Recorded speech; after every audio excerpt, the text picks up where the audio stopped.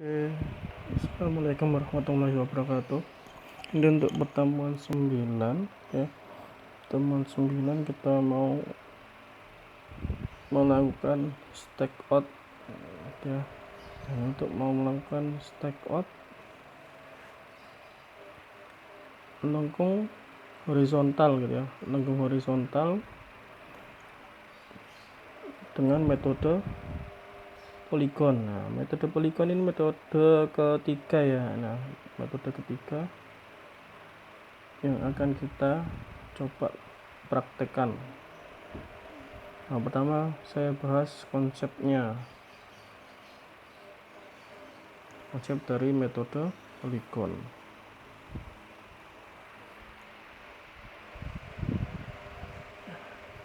Metode polygon ini kalau dilihat dari metodenya maka kesalahan akan bertumpuk gitu ya.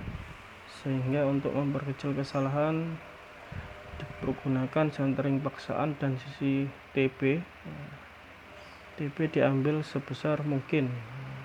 Dan cara ini dipakai untuk tempat yang sempit. Nah, ini contoh gambarnya. Gambar dengan metode polygon gitu kalau Anda lihat. Itu ada T1 ya. T1 ini sampai seperti yang kemarin ada T1 dan ada V. Nah, V itu di ujung gitu ya.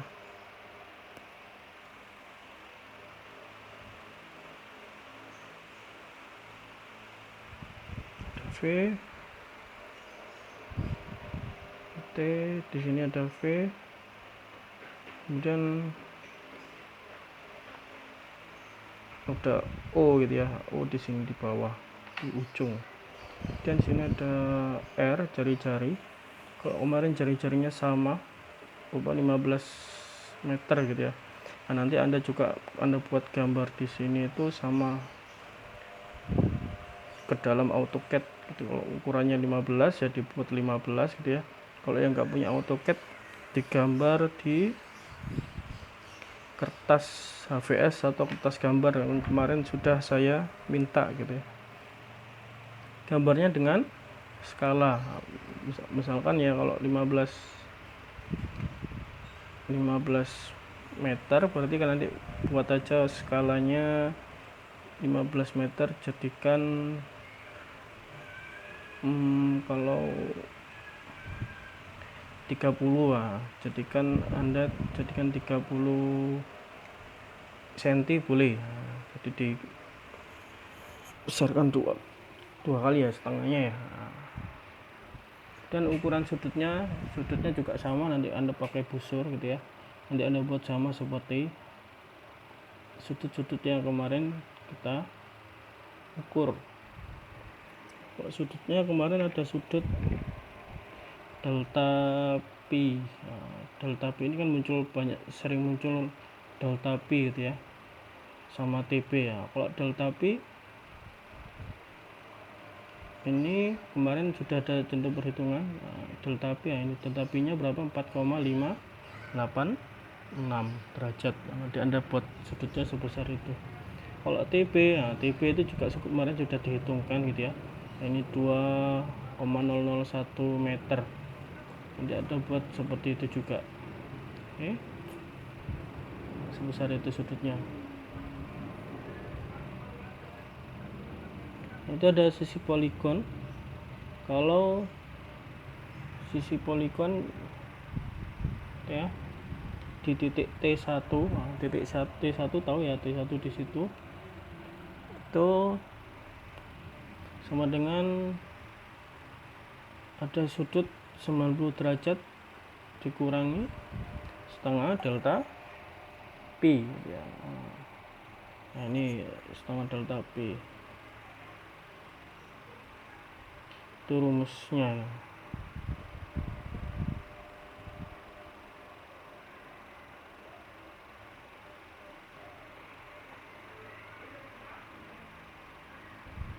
Nah, itu ada rumusnya di titik T1 90 min setengah delta pi ya, titiknya yang di T1 yang itu.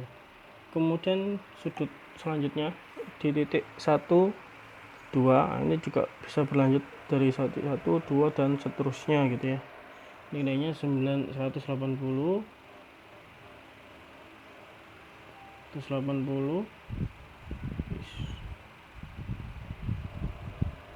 kurangi delta P.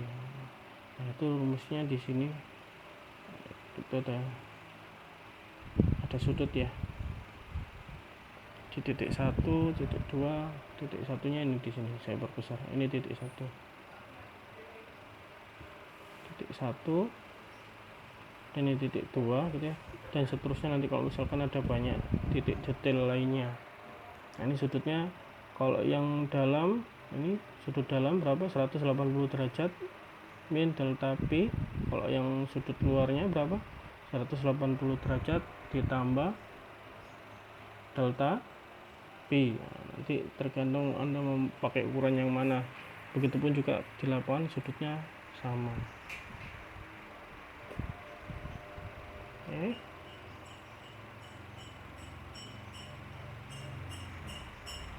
Nah, kemudian nanti ada sudut lagi di titik akhir 180 min setengah delta P dikurangi setengah delta P aksen gitu ya.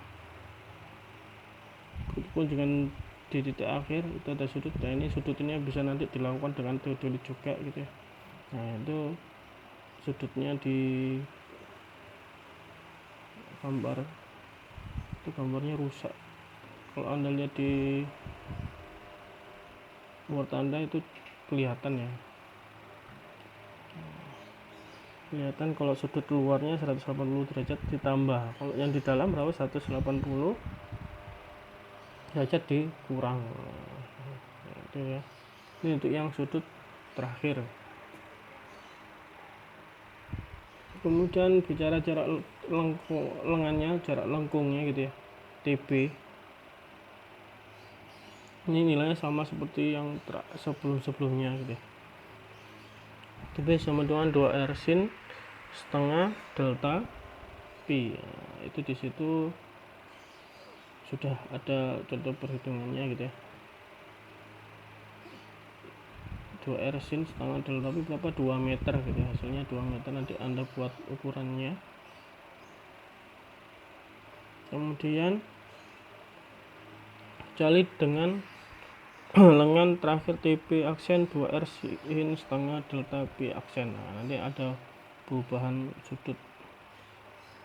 Nanti ada perbedaan antara delta P dengan delta P aksen ya.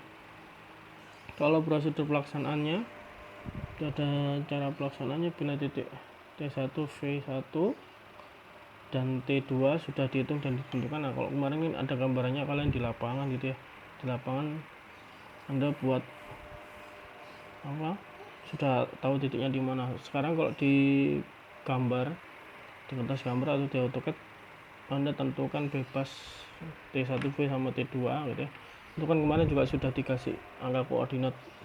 Nah, ini angka koordinat bisa kalian masukkan kalau di AutoCAD gitu ya. Nah, ini ada angka koordinatnya apa kemarin, X, Y, dan YV, XV, YV gitu ya. Dan Anda bisa masukkan angka titik koordinat, cari 0 titik U nya itu atau T1 gitu ya. Itu kan kalian udah ada ukuran apa antar tangannya berapa, panjang tangan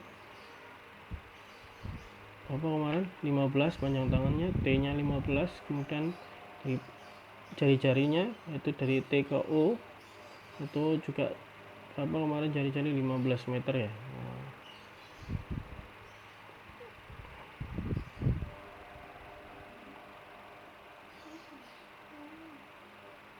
Nah, ini jari-jari juga 15 meter. Kemudian prosedurnya kalau misalkan Anda nanti di lapangan gitu ya, bisa Anda bayangkan alat ukur teodolit di titik T1. Nah, T1 nya tadi sudah tahu, T1 di situ.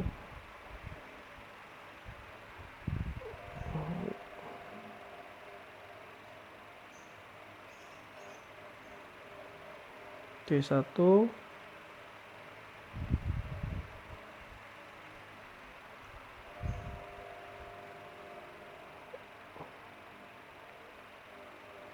T1 di situ, kemudian centering leveling di T1, arahkan ke V nya di ujung kanan ini ya. Nah, V nya di ujung kanan sini. T1 ke V berapa kemarin, 15 meter gitu ya. Kemudian T2 di mana? T2 di bawah ini ya. Kalian kemarin udah tahu T2 di lapangan di mana gitu ya. Nanti dicari juga di sini, dibuat di gambar gitu ya. Kemudian putar sudut searah jarum jam sebesar, nah tapi di 0 set berdiri di T1, 0 set ke arah titik V, dan putar searah jarum jam sebesar setengah delta pi derajat. Nah, setengah delta pi derajat itu yang mana? Ini ya, kalau Anda lihat itu kan ada sudut 90 derajat min setengah delta pi, ada sudut 90 derajat. Nah itu kalau berdiri di T1 itu antara titik O sama titik V itu sudutnya sebesar 90 derajat. Nah di sini nih siku-siku, di ujung sini ujung itu siku-siku. Jadi kalau yang tadi Anda tahu sudut 90 derajat min setengah delta pi, berarti Anda pasti tahu sudut setengah delta pi. Nah, itu untuk mengarahkan ke arah titik detil 1.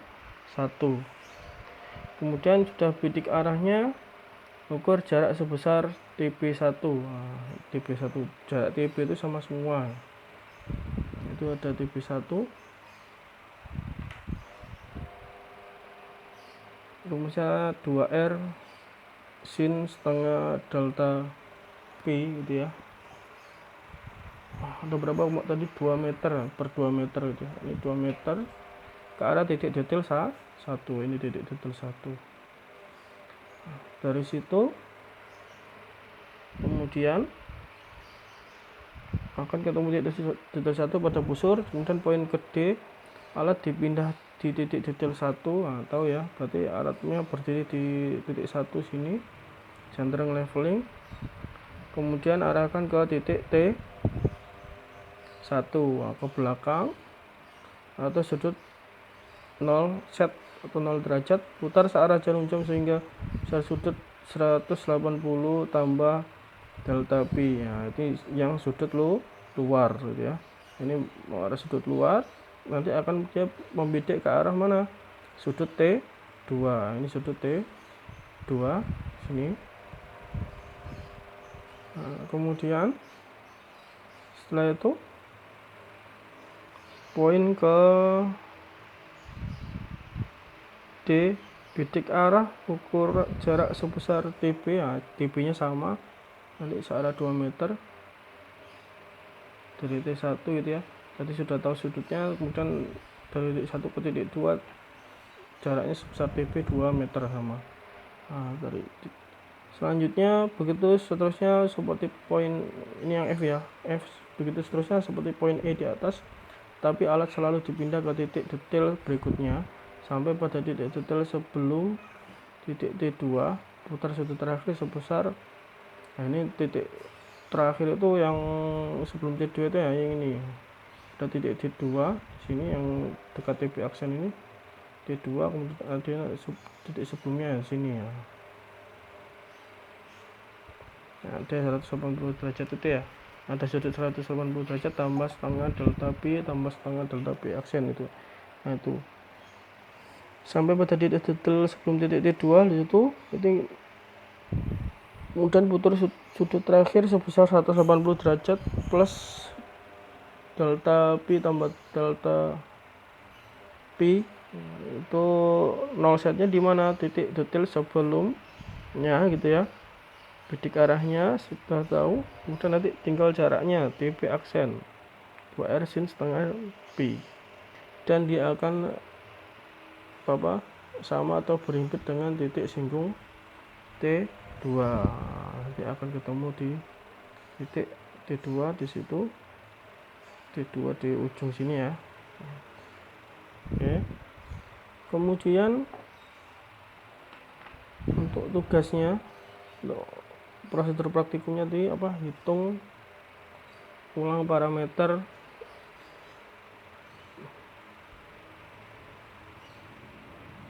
ini ya, hitung ulang parameter yang diperlukan dalam pengukuran stakeout lengkung horizontal metode polygon. Jadi yang termasuk T, O, V, kemudian titik T2 dapat titik O gimana, koordinat V sudah tahu ya, dapat titik T2 itu arahnya kemana, menuju ke T2. Kalau tadi kan dari V ke T1 jaraknya 15, tahu ya. Dari V ke T2 juga tahu jaraknya 15. Nah, dari T2 ke titik O jaraknya tahu ya, jari-jari ya, jaraknya sebesar jari. Nanti Anda buat hitung, kemudian Anda gambar biar nggak bingung, sekalian di gambar. Oke, jika ada pertanyaan saya persilakan. Terima kasih.